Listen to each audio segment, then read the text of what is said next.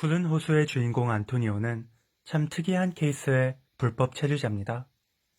그는 3살 때 한국에서 미국으로 입양 와서 평생을 미국에서 살았습니다. 하지만 그의 양부모가 입양 당시 그의 귀화 절차를 제대로 밟아주지 않았던 것이 30년 만에 드러나서 안토니오는 갑자기 하루아침에 추방을 당하게 됩니다. 그리고 영화는 안토니오가 이 추방 조치에 항소를 하면서 고군분투하게 되는 모습을 보여주게 됩니다.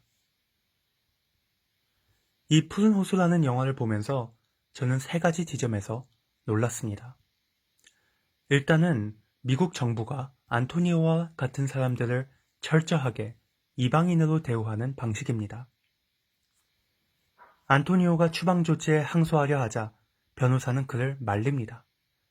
지금 추방당해서 미국을 떠나면 나중에 재입국을 노릴 수 있지만 만약에 추방 조치에 항소했다가 패소하는 날에는 다시는 미국에 돌아올 수 없다고요.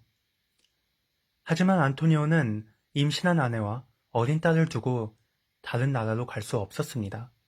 그래서 그는 항소를 결정했는데 그가 추방을 면하기 위해 판사에게 어필해야 하는 것은 정말 어처구니 없게도 저는 평생을 미국에서 살아온 누가 봐도 미국인입니다가 아니고요.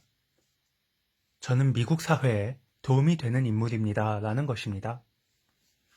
완전히 안토니오를 이방인처럼 대하는 발언이죠. 그리고 이게 현실에서 실제로 굉장히 많은 사람들이 겪는 일이라는 점에서 참 가슴이 미어지게 됩니다. 제가 2번째로 놀란 지점은 이 영화가 안토니오를 선량하고 불쌍한 사람으로만 그리지 않는다는 겁니다. 안토니오는 분명 사회적 약자이고 억울한 일이 많은 삶을 살아왔지만 그는 전과자죠. 폭력적인 범죄를 저지른 건 아니지만 오토바이를 훔쳐 팔던 절도범이에요. 그리고 실제로 그는 재판이 시작하고 나서 변호사 수임 비용을 마련하기 위해 다시 도둑질을 하기도 합니다. 이 지점에서 저는 드라마 송곳에서 옛날에 나왔던 한 대사를 생각하게 되었습니다. 우리는 사회적 약자들이 너무 선량해서 그들을 악랄한 강자들로부터 지켜주는 게 아니다. 우리는 찌질한 약자를 찌질한 강자로부터 지켜주는 것이다. 그렇습니다. 항상 사회적 약자가 선량하진 않습니다. 하지만 그들에게 불의가 닥쳤을 때 정의가 구현되기 비교적 어려운 것이 사실이기 때문에 우리는 그들에게 특별한 관심을 기울여야 하는 것입니다. 바로 그런 지점을 이 영화가 잘 집어낸 것 같아서 좋았습니다. 제가 마지막으로 놀란 부분은 이 영화가 입양의 개념에 대해서 던진 메시지입니다.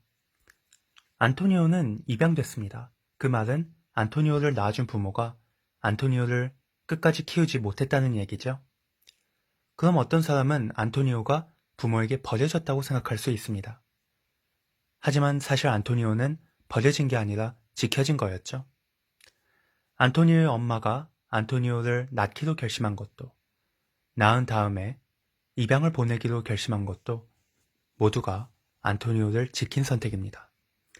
그리고 영화의 후반부에서 안토니오는 바로 그것을 깨달으면서 평생 자신을 고통스럽게 했던 트라우마로부터 해방됩니다. 바로 그 지점이 제가 안토니오의 이야기에 푸른 호수에 눈물을 흘리게 된 가장 강력한 이유 중 하나 아니었나 싶습니다. 이 영화의 마지막 엔딩 장면에서 정말 슬픔의 눈물을 흘리지 않는 분은 없을 거라고 자신하면서 오늘 리뷰 마칩니다. 감사합니다.